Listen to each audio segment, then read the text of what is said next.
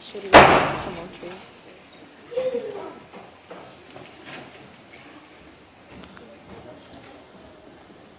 Hej! Och Sara, roligt att höra redan.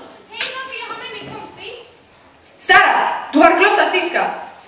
Mamma, förlåt mig. Jag vet inte hur jag ska se det här med... Jag har med mig min pojkvän. Vad är helvete? Han heter Anders. Hej på allihopa! Sara, du har varit svenska pojkvännen. Du har dragit skam över familjen. Han ska vara utlänning, precis som du. Måste Fatima sluta? Vad är det för fel? Hej, hej. Han ska vara bra i skolan också. Har han bra betyg, bil, stort hus? Ja, det tror jag.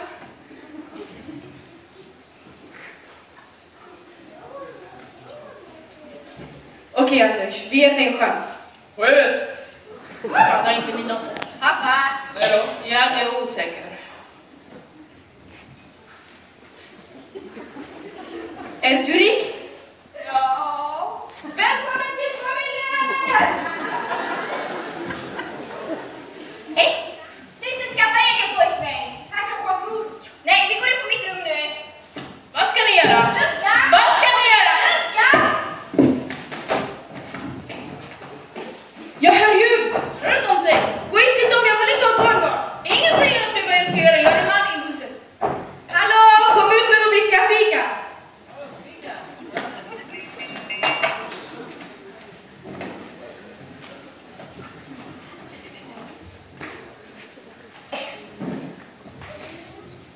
Ät kakan.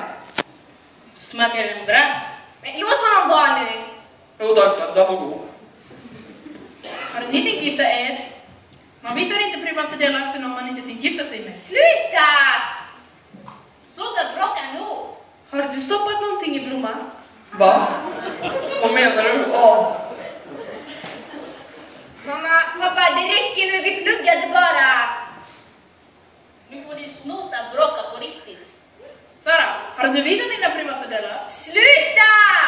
Nej, jag tror jag går nu. Nej, vänta, stanna! Vänta! Vi är alla människor.